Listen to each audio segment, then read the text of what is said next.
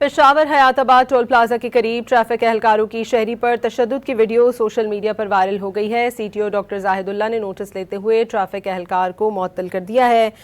इसी बारे में मजीद डिटेल्स जानेंगे जाहिद इमदाद से। जाहिद, बताइएगा।